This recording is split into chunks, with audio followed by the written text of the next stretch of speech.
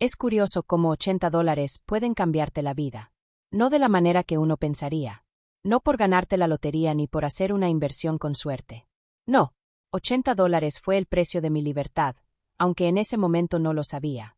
Tenía 23 años, recién egresada de la universidad, trabajando en mi primer empleo de verdad, en una pequeña startup de tecnología. El sueldo no era gran cosa, pero me encantaba el trabajo. Estaba aprendiendo, creciendo, soñando con algún día crear algo propio. Mis papás, sin embargo, tenían otra idea de lo que significa el éxito. Olivia, tenemos que hablar. La voz de mi mamá crujió por el teléfono una noche, mientras yo seguía en la oficina depurando un código que después se convertiría en la base de mi empresa. Tu papá y yo andamos un poco cortos este mes. Necesitamos $80 para pagar el cable. No era la primera vez que me pedían dinero. Desde que empecé a trabajar, trataban mi cuenta bancaria como si fuera su fondo de emergencias personal. 20 por aquí, 50 por allá, cantidades pequeñas que con el tiempo sumaron miles. Mamá, no puedo, dije firme, pero sin ser grosera. La semana pasada ayudé con la luz y antes con el pago del carro. Tengo que ahorrar para mi propio futuro. El silencio al otro lado fue ensordecedor. Entonces entró la voz de mi papá. Seguramente tenía el altavoz puesto. ¿Tu propio futuro? Bufó con desprecio. ¿Cuál futuro? ¿Trabajando en esa empresita inútil? Nosotros te pagamos la universidad, y así nos pagas tú. Cerré los ojos, recordando los préstamos estudiantiles que aún seguía pagando. Préstamos que estaban a mi nombre, no al de ellos.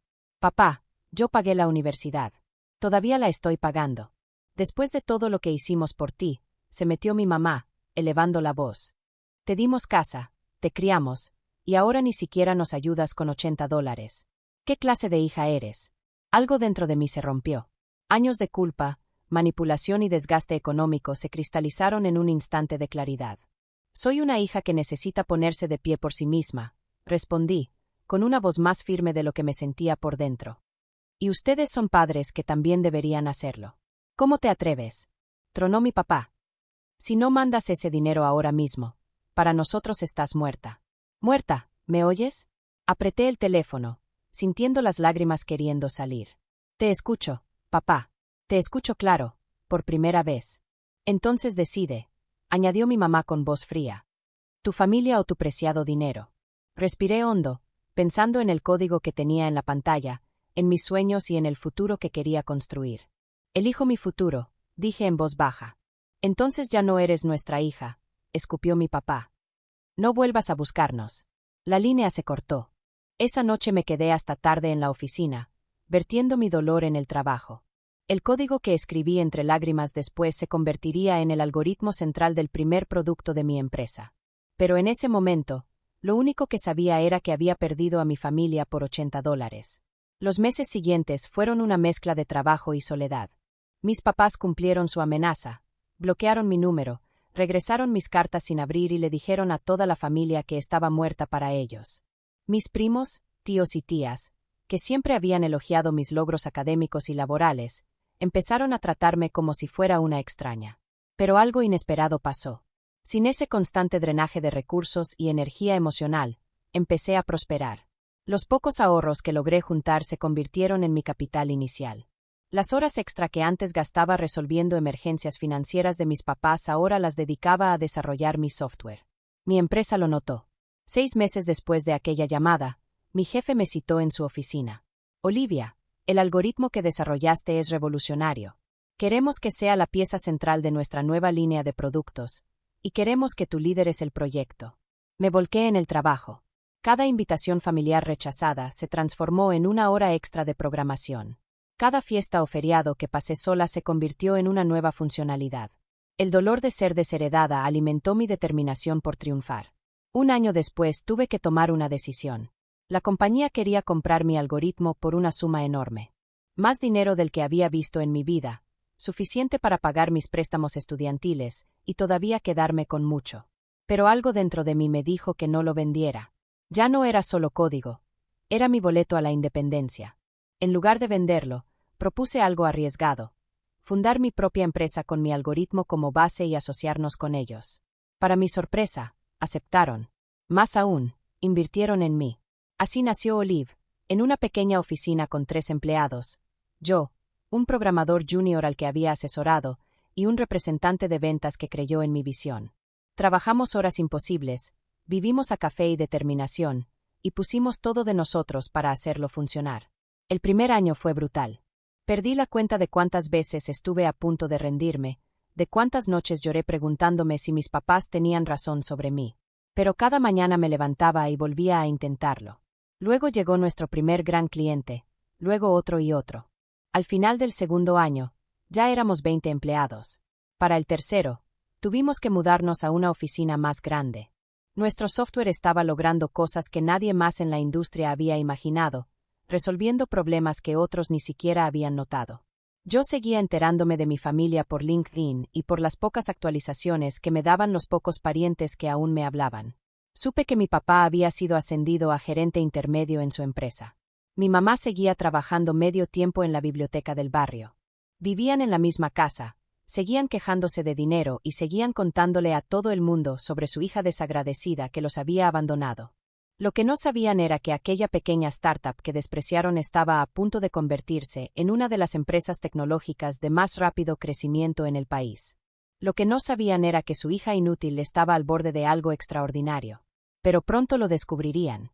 Después de 5 años de silencio, después de levantar mi empresa desde cero hasta el umbral de un gran avance, estaba a punto de aparecer en televisión nacional, y sabía que ellos iban a estar viendo. La mañana de mi entrevista, me paré frente al espejo de cuerpo entero ajustando mi blazer. La mujer que me devolvía la mirada estaba muy lejos de aquella joven rota de 23 años que perdió a su familia por $80. Ahora llevaba ropa hecha a la medida, tenía la espalda erguida y los ojos claros, decididos. «Señorita Carter, el auto ya está aquí», dijo mi asistente, Michael, desde la sala de mi penthouse. El trayecto al estudio fue surreal. CNBC me había contactado tras el lanzamiento de la última innovación de Olive, un software impulsado por IA que estaba revolucionando la gestión de cadenas de suministro. La valuación de la empresa acababa de alcanzar los $80 millones. Un número que sonaba a justicia poética. «Recuerda», dijo Michael repasando las notas, «ellos van a querer hablar de la tecnología, pero seguro preguntan también por tu historia personal. ¿Estás segura de que quieres contar todo?» «Es hora», respondí con un asentimiento. Las luces del estudio eran intensas, el maquillaje quedó impecable. Sentada frente a la entrevistadora, Sarah Chin, pensé en la vieja tele de mis papás en la sala. Ellos nunca se pierden las noticias financieras de la mañana. Hoy nos acompaña Olivia Carter, fundadora y CEO de Olive Tech, la compañía que está causando sensación en la industria, empezó Sarah. Olivia, su empresa acaba de alcanzar una valuación de $80 millones. Eso es impresionante para cualquier startup, y más aún para una que empezó hace apenas 5 años. Cuéntanos, ¿cómo comenzó todo? Respiré hondo. En realidad, Sarah, todo empezó con $80. No como inversión ni como préstamo. Empezó cuando perdí a mi familia, por $80. El estudio quedó en silencio. Eso no estaba en el guión. ¿Podrías explicarlo? Sarah se inclinó hacia mí, intrigada. Así que conté la historia. Toda. El desgaste constante, la manipulación, la última llamada, el momento en que me desheredaron. Hablé de cómo construí algo de la nada, de cómo transformé el dolor en motivación. Cuando me cortaron, pensaron que me estaban castigando, dije mirando directo a la cámara. Pero en realidad me liberaron. Esos $80 que me exigían, se habrían ido en un instante. En cambio, se convirtieron en la semilla de una empresa de $80 millones. Mi teléfono empezó a vibrar antes de salir del estudio. Primero un mensaje de mi prima Sofía, la única que seguía en contacto conmigo. «OMG, tía Linda y tío Dave están que trinan. Le están llamando a toda la familia». Luego vinieron las llamadas, docenas, de números bloqueados. Yo sabía quiénes eran. Le pasé el teléfono a Michael. «Filtra estas llamadas por mí, por favor». De vuelta en la oficina, mi equipo me recibió con aplausos. Todos conocían mi historia ya. Sabían por qué empujaba tan fuerte, por qué trabajaba tanto. Apenas tuve tiempo de agradecerles cuando Michael entró pálido. «Tus papás están en el lobby». Me quedé junto a la ventana de mi oficina, viendo el horizonte de la ciudad que había ayudado a transformar. «Diles que suban». Irrumpieron por la puerta unos minutos después. Mi mamá con el mismo collar de perlas que llevaba desde hace 20 años. Mi papá con el rostro rojo, una mezcla de coraje y vergüenza. ¿Cómo te atreves? Empezó mi mamá. ¿Cómo te atreves a ventilar nuestros asuntos privados en la televisión nacional? Me giré despacio. ¿Asuntos privados? ¿Te refieres a la historia que ustedes mismos han contado a todo el mundo durante 5 años? Sobre su hija ingrata que los abandonó. Vinimos a darte la oportunidad de disculparte, interrumpió mi papá.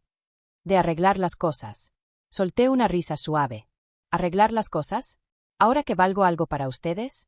Somos tus padres, gritó mi mamá. Te dimos todo. No, dije firme. Me dieron un ultimátum por $80. Y ahora están aquí, no porque me extrañen, no porque se arrepientan, sino porque soy exitosa. El rostro de mi papá se suavizó un poco.